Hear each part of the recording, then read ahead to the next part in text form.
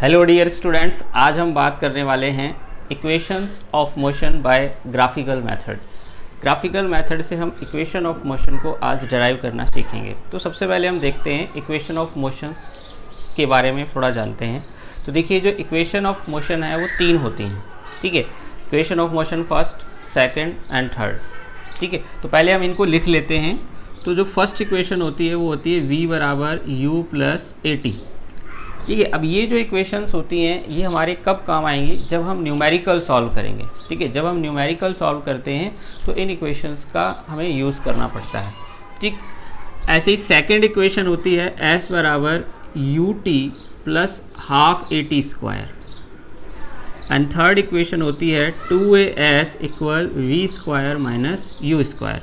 अब ये तीन इक्वेशन ऑफ मोशन है, ये हमें ग्राफिकल मेथड से डेराइव करना है, ठीक है। इसमें हम यहाँ पे देख लेते हैं, ये हमने पढ़ा हुआ है। देखो v और u के से और a से आप परिचित हैं।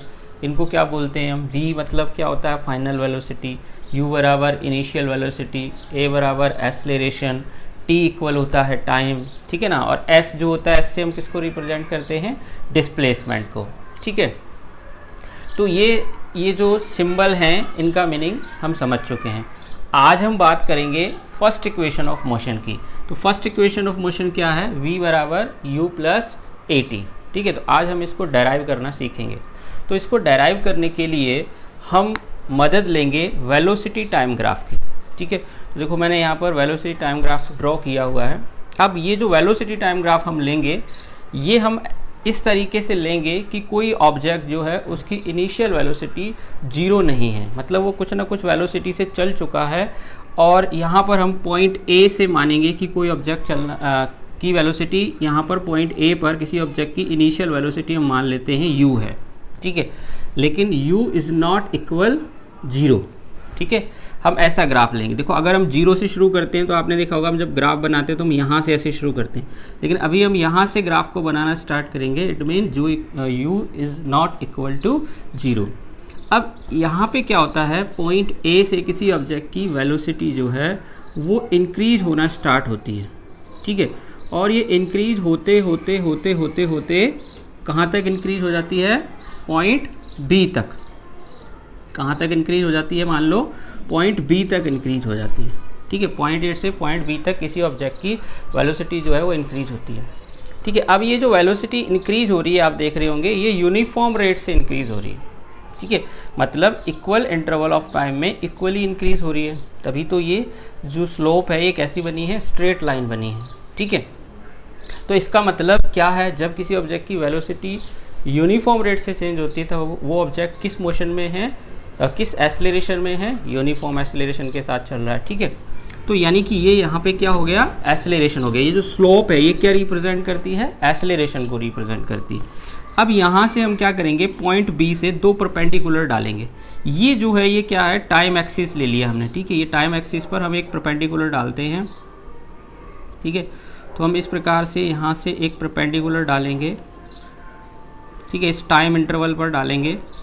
और एक जो है हम परपेंडिकुलर जो है वो यहाँ पर वेलोसिटी एक्सिस पर डालेंगे, ठीक है। इसको हम मान लेते हैं पॉइंट सी, इसको मान लेते हैं ई, ठीक है। और ये जो है ये ओ सी जो है वो क्या रिप्रेजेंट कर रहा है? मान लो टी टाइम को रिप्रेजेंट कर रहा है, ठीक है। अब यहाँ से ए से हम क्या करेंगे? इस ओ सी जो टाइम एक्सिस है इसके पैरेलल, ठीक है, इसके पैरेलल हम क्या करेंगे? एक लाइन ड्रॉ करते हैं, ठीक। और वो लाइन जो है वो इस बी सी लाइन को मान लेते हैं हम किसी पॉइंट डी पर इंटरसेक्ट करती है, ठीक है। तो ये तो हो गया हमारे ग्राफ। अब इस ग्राफ से हमें इंफॉर्मेशन क्या क्या मिल रही है, देखिए। तो ये जो ओ ए है, ओ ए जो है हमें क्या क्या इंफॉर्मेशन मिल रही है हम वो नोट डाउन कर लेते हैं, ठीक है। फिर उसके बाद हम इसको आगे चलते हैं। तो देखो, ओ ए जो है वो किसके इक्वल है? यहाँ हम लिख लेते हैं ओ ए इक्वल है यू के, ठीक है। और इसी प्रकार से आप देखें जो बी सी है, बी सी, ये बी सी, ठीक है। बी सी किसके इक्वल है? फाइनल वेलोसिटी के। तो बी सी इक्वल क्या है? फाइनल वेलोसिटी यानी कि v, देखिए बी सी किसके इक्वल है? v के इक्वल है। ओ ए किसके इक्वल है? इनिशियल वेलोसिटी इक्वल है, ठीक है। तो ये बी डी क्या रिप्रेजेंट कर रहा है? बी डी क्या रिप्रेजेंट कर रहा है? देखिए, तो बी डी जो है, बी डी आएगा कैसे, पहले तो आप देखें, बी डी आएगा अगर हम बी सी में से सी डी माइनस कर देंगे। देखो अगर हम बी सी में से, ये पूरी लंबाई में से, पूरी लेंथ में से अगर हम ये वाली लेंथ माइनस कर देंगे तो ये बचेगी, ठीक है।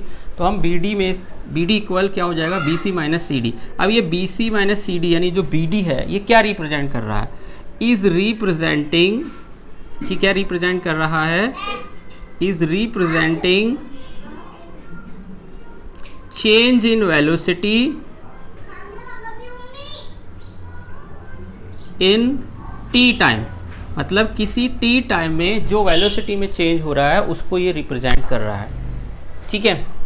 अब ग्राफ से हमें और क्या इन्फॉर्मेशन मिलती है, तो देखो अगर बी सी ले लें हम, तो बी सी कैसे आएगा, तो बी सी इक्वल क्या हो जाएगा, B D plus C D, ठीक है। अब देखो आप यहाँ पर जो सी डी है, ये जो सी डी है ये किसके इक्वल है, ओ ए के इक्वल है, ठीक है, और ओ ए किसके इक्वल है, यू के इक्वल है, ठीक है। और एक और चीज़ देखें आप, जो ओ सी है ये किसके इक्वल है, टी के इक्वल है, हम लिख लेते हैं, अभी इसकी हमें ज़रूरत पड़ेगी, ठीक है। तो यहाँ तक आपको समझ में आ गया, ये जो ग्राफ में लिखा हुआ है सेम टू सेम। अगर आपको पहले ग्राफ समझ में आ गया, ग्राफ में क्या इन्फॉर्मेशन हैं वो हमने यहाँ पे नोट डाउन कर ली, तो पूरी कहानी आपको समझ में आ जाएगी, ठीक है। अब नेक्स्ट देखें आप, तो इसको हम ऐसे भी लिख सकते हैं, B C equal B D plus C D. अब देखो जो सी डी है वो किसके इक्वल है, ओ ए के, तो हम इसको ऐसे भी लिख सकते हैं ओ ए, ठीक है। अब बी सी किसके इक्वल है, देखो यहाँ पे वी के इक्वल, तो सब्सटीट्यूटिंग वैल्यूज़, तो यहाँ पे हम क्या करेंगे, वैल्यूज़ को सब्सटीट्यूट कर देंगे, ठीक है। तो वैल्यूज़ को सब्सटीट्यूट करने पर देखो हमें क्या मिलेगा, बी सी की जगह पर हम क्या रखेंगे, V equal B D plus O A के इक्वल क्या रखेंगे हम, यू। तो बी डी इक्वल क्या हो जाएगा, v माइनस यू, यानी कि ये u इधर जाएगा इक्वल के, तो किसका हो जाएगा, माइनस का हो जाएगा, ठीक है।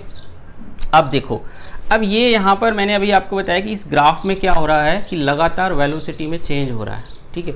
तो चेंज इन वेलोसिटी बराबर, आप फॉर्मूला हम जानते हैं, तो चेंज इन वेलोसिटी इक्वल क्या होता है, देखिए, तो चेंज इन वेलोसिटी क्या होता है, एक्सेलरेशन, ठीक है। तो एक्सेलरेशन इक्वल क्या होता है, change in velocity upon time, ठीक है। एक्सेलरेशन को किससे रिप्रेजेंट करते हैं हम, एक्सेलरेशन को किससे रिप्रेजेंट करते हैं, ए से, ठीक है। अब चेंज इन वेलोसिटी, इस ग्राफ में चेंज इन वेलोसिटी किसके बराबर है, बी डी के बराबर, ठीक है, ठीक है। अब देखिए टाइम को कौन रिप्रेजेंट कर रहा है, तो टाइम को कौन रिप्रेजेंट कर रहा है, ओ सी टाइम इंटरवल में ये चेंज है, यानी कि जो बी डी चेंज हुआ है ये चेंज कितने टाइम इंटरवल में हुआ है, ओ सी में। तो A equal B D upon O C, ठीक है। इसको हम ऐसे भी लिख सकते हैं, A equal B D upon O C किसके इक्वल है, देखो ओ सी किसके इक्वल है, टी के, तो बी डी अपॉन टी। तो बी डी इक्वल क्या हो जाएगा, ए टी, ठीक है। इसको हम इक्वेशन फर्स्ट मान लेते हैं, इसको हम इक्वेशन सेकंड मान लेते हैं, ठीक है। यहाँ तक आपको समझ में आ गया। अब देखो हम क्या करेंगे, हम इक्वेशन सेकंड में बी डी की, जो बी डी है उसकी वैल्यू इक्वेशन फर्स्ट से ले लेंगे, हमारे पास है ना, देखो बी डी इक्वल क्या है, v माइनस यू, तो ये v माइनस यू हम यहाँ पे रख देंगे, तो हम यहाँ पे लिख लेंगे कि putting value of B D from equation first, ठीक है। इक्वेशन फर्स्ट से हम बी डी की वैल्यू रखते हैं, तो देखिए बी डी इक्वल क्या है, v माइनस यू इक्वल क्या है, ए टी, यहाँ हमने बी डी की वैल्यू रख दी, इक्वल क्या है, ए टी, ठीक है। अब हम क्या करेंगे, इसको यहाँ पर हम ट्रांसपोजिंग करेंगे, तो माइनस का u इधर जाएगा इक्वल के, तो किसका हो जाएगा, प्लस का, तो v इक्वल के आ गया u प्लस ए टी। तो यहाँ हमें प्राप्त हो गई ये first equation of motion, v equal u plus A T. ये पूरी डेराइव हो चुकी है आपकी इक्वेशन, फर्स्ट इक्वेशन इस तरीके से हम डेराइव कर सकते हैं। तो ये बहुत ही आसान है। देखो सबसे पहले आपको ग्राफ समझना है, ग्राफ में दी गई इन्फॉर्मेशन आपको यहाँ पे नोट डाउन करना है और बस यहाँ पे ये लिखते जाना है। अब आप इसकी जब एक दो बार आप प्रैक्टिस करेंगे तो ये आपको पूरा समझ में आ जाएगा। और इनको ये क्वेश्चन पूछा जाता है एग्ज़ाम्स के अंदर कि ग्राफिकल मेथड से कोई भी एक इक्वेशन आपको दे दी जाएगी, इसको डेराइव करिए। ठीक है ना। तो आपको ये आना चाहिए, तो आप इसकी प्रैक्टिस करें। अगर आपको कोई भी डाउट आता है तो आप कमेंट करके मुझे ज़रूर बताएं, ठीक है। तो ये आज का वीडियो हम यहीं पर स्टॉप करते हैं। नेक्स्ट वीडियो में हम जो बात करेंगे सेकंड इक्वेशन और थर्ड इक्वेशन ऑफ मोशन के बारे में, ठीक है। तो वीडियो को लाइक और शेयर ज़रूर कर दें, और अगर चैनल को सब्सक्राइब नहीं किया है आपने तो सब्सक्राइब कर दें। Thank you very much.